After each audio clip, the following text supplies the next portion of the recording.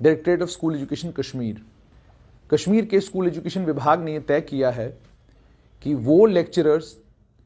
जिन लेक्चररों के स्कूल में रिजल्ट अच्छा नहीं आया है उनकी डिटेल्स जो हैं वो कलेक्ट की जाए। मेरे पास एक ऑर्डर नंबर है DSC के IMW रिजल्ट्स 12th 2022 280-92। इसे अर्जेंट और टाइम बाउंड कहा गया है। 10 फरवरी 2022 को ये चिट्ठी डायरेक्टरेट ऑफ स्कूल एजुकेशन से निकली है और सब्जेक्ट है poor performance in Jammu Kashmir board of school education annual result of class 12th session 2021-22। यानी अभी जो 12वीं क्लास के नतीजे निकले हैं उन 12वीं क्लास के नतीजों के निकलने के बाद स्कूल एजुकेशन विभाग उन तमाम स्कूलों की डिटेल्स कलेक्ट कर रहा है जिन स्कूलों में 0 पास परसेंटेज है या 0 से 20% तक पास परसेंटेज है। जम्मू कश्मीर के स्कूल एजुकेशन विभाग ने यह कहा है कि 12वीं क्लास के 2021-22 सेशन के नतीजे 8 फरवरी 2022 को निकाले गए। 8 फरवरी 2022 को जब ये नतीजे निकले तो वहां पता चला कि कुछ सरकारी स्कूलों में नतीजे बहुत बुरे आए हैं। कुछ केसेस में 0% रिजल्ट भी है और 0% रिजल्ट जो है ये गंभीर, ये चिंताजनक है और इसे फौरन एड्रेस किया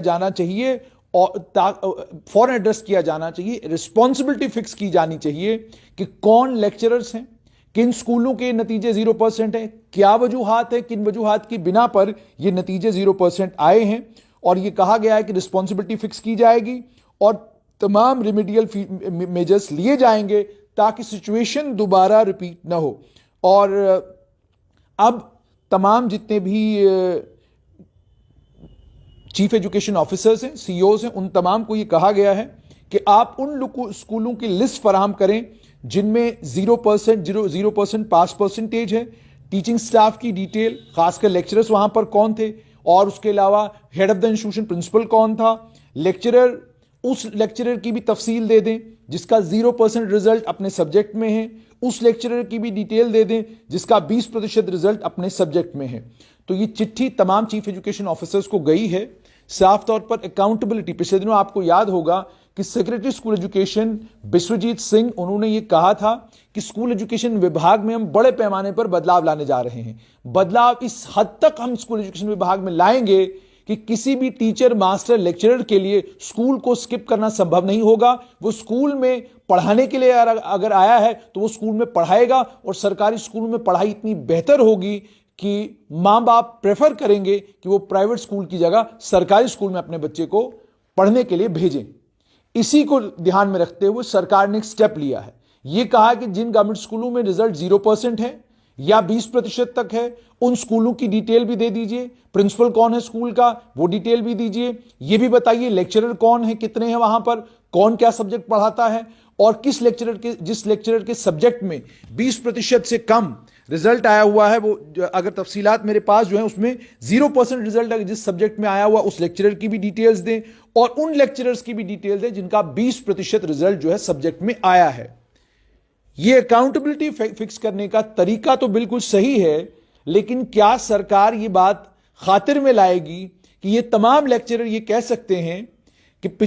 मार्च 24 2020 से लगातार हम लॉकडाउन की स्थिति में हैं। कश्मीर में आप जानते हैं स्कूल बड़े पैमाने पर लंबे वक्त के लिए बंद रहे।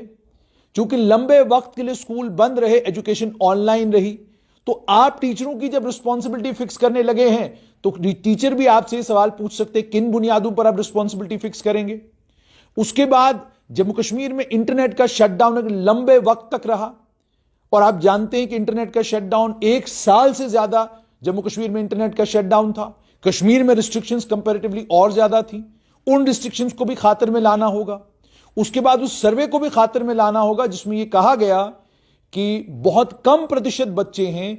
गांव में जिनके पास मोबाइल है, टैब है, जिस मोबाइल के ऊपर या जिस टैब के ऊपर वो क्लास अटेंड कर सकें।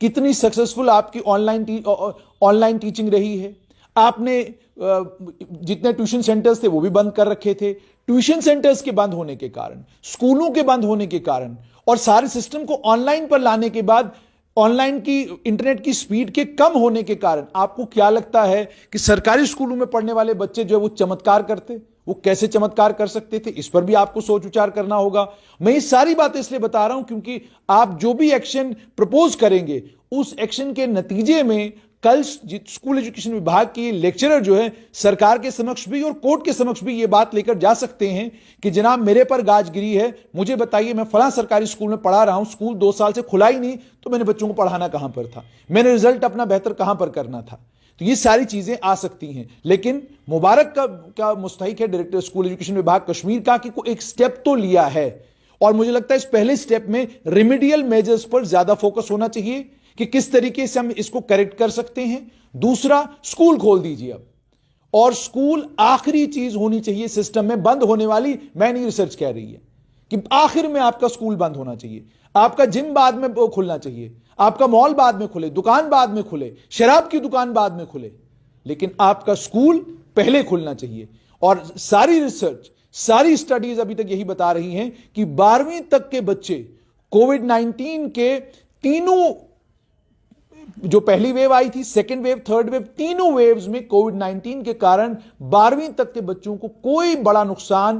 पूरे भारतवर्ष में नहीं हुआ, तो जम्मू कश्मीर में कहां होगा। तो इन चीजों को ध्यान में रखते हुए डायरेक्टरेट ऑफ स्कूल एजुकेशन का और स्कूल एजुकेशन विभाग की जो कोशिशें हैं वो दाद के मुस्तहिक हैं, लेकिन ये कोशिशें तब कामयाब होती जब कश्मीर के बच्चों को इंटरनेट की connectivity, high speed internet connectivity, March 2024, माफ कीजिएगा, हमारे यहां तो अगस्त 5 2019 को इंटरनेट बंद हुआ था, तो अगस्त 5 2019 से ही आप हिसाब लगा लें कि बच्चे इंटरनेट से कटे हुए हैं, स्कूल कितनी देर तक जम्मू कश्मीर में बंद रहे। और आप ये भी जानते हैं कि अगस्त 5 2019 को यहां पर जम्मू कश्मीर में तमाम स्कूल बंद हो गए, लंबे वक्त तक यहां पर कर्फ्यू रहा, बंद रहा, और उसके बाद जब कर्फ्यू और बंद की स्थिति से हम लोग बाहर आए तो मार्च 24 2020 हो गया, उसके बाद लॉकडाउन लग गया, वो लंबे वक्त तक लॉकडाउन रहा, फिर सरकार फैसला नहीं कर सकी लंबे वक्त तक कि सेकेंड वेव के बाद स्कूल खोले नहीं खोले, खोले नहीं खोले, फिर 9th से 12th तक की क्लासेस की बारी आई, फिर एक अटपटा सा ऑर्डर सरकार ने निकाला,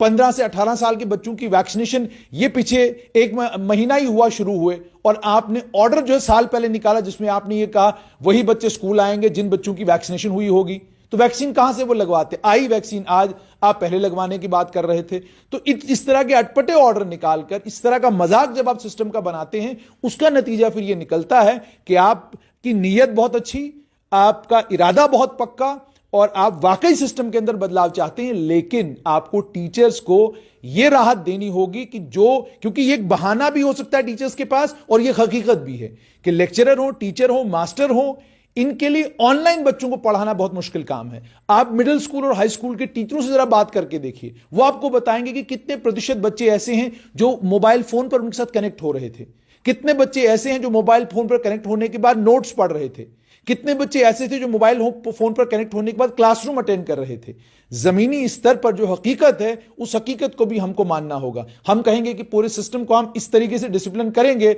और खातिर में यह नहीं लाएंगे कि हमने अपने टीचरों को, हमने अपने मास्टरों को, हमने अपने लेक्चररों को इंफ्रास्ट्रक्चर के नाम पर क्या दिया, तो फिर बात बनेगी नहीं। क्या कितने स्कूल ऐसे हैं जम्मू कश्मीर में जिन स्कूलों में high speed broadband internet connectivity है, वो डाटा भी आपके पास होगा। High speed broadband internet connectivity होने के साथ साथ में कितने स्कूल ऐसे हैं जिनके यूट्यूब चैनल हैं, कितने सरकारी स्कूल ऐसे हैं जिनके टीचर जो है अपना लेसन तैयार करते हैं और यूट्यूब चैनल के ऊपर डालकर बच्चों तक पहुंचाते हैं। ये सारी डिटेल्स आपको कलेक्ट करनी होंगी, ये सारा डाटा, ये सारा ब्यौरा आपको कलेक्ट करना होगा। जब ये सारा ब्यौरा आपके पास होगा, उस ब्यौरे की बुनियाद पर फिर आप क्या करेंगे, फिर आप इस तरह का कदम उठाएंगे और फिर लोग आपके इस कदम से खुश भी होंगे। क्योंकि खासकर जम्मू कश्मीर का नागरिक होने के नाते मेरी भी ये इच्छा है, सरकारी स्कूल मॉडल स्कूल होने चाहिए। प्राइवेट स्कूलों की तरफ क्यों जाएं मां बाप, सरकारी स्कूल में पीएचडी करके हाईएस्ट क्वालिफिकेशन जिन बच्चों के पास है वो सरकारी स्कूलों के टीचर हैं। आप किसी भी सरकारी स्कूल में जाते हैं, आप पूछते हैं जनाब मैं जी लेक्चरर, आपकी क्वालिफिकेशन क्या है, वो एमए से शुरू होते हैं, पीएचडी तक जाते हैं और 3-4 डिग्रियां बीच में ऐसी है। आप कहते हैं भाई इतना पढ़ा लिखा आदमी अगर इस स्कूल में काम कर रहा है तो इस स्कूल का नतीजा 0%। क्यों? इसलिए आप रिफॉर्म्स ला रहे हैं, बदलाव ला रहे हैं, जल्दबाजी मत कीजिए। रिफॉर्म्स वक्त के साथ आए, रिफॉर्म्स स्टेप बाय स्टेप आए। पहले इस रिजल्ट में आप रेप्रिमांड करें, आप डांट डपट करें, आप झाड़ दें अपने सिस्टम को, और लेकिन दूसरी बार जब पूरे साल आपका लॉकडाउन नहीं होगा, क्लासरूम को इंश्योर करें, क्लासरूम की टीचिंग को इंश्योर करें, और बच्चे स्कूल में रेगुलरली जाएं, वो सारा कुछ जब एक साल होगा, उसके बाद जाकर जब आप मार्च 2023 में रिजल्ट निकालेंगे स्कूल का, उसके बाद you have a right to take strict possible action against lecturers, masters, teachers, जिनके होने के बावजूद एक साल के अंदर वो एक गरीब के, कमजोर के बच्चे को तैयार नहीं कर सके कि वो सिस्टम में आकर सिस्टम का मुकाबला करे। आपको यह भी जानकर हैरानी होगी कि जम्मू कश्मीर में ड्रॉप आउट रेट भी अच्छा खासा है, 17% के करीब करीब ड्रॉप आउट रेट है जम्मू कश्मीर में। तो और ये मैं मेल फीमेल दोनों की बात कर रहा हूं, तो उस ड्रॉप आउट रेट को भी आपको कम करना है, और वो ड्रॉप आउट बढ़ा है इस कोविड-19 के इस पूरे पीरियड में, और उसमें आपका कोई कसूर नहीं है। लेकिन अब चूंकि एक नए विगर और एक नई एनर्जी के साथ आप काम कर रहे हैं, बहुत ज्यादा जरूरी है कि ये विगर और ये एनर्जी जम्मू कश्मीर में बहुत बड़े पैमाने पर जम्मू कश्मीर के एजुकेशन विभाग में बदलाव करने में कामयाब हो।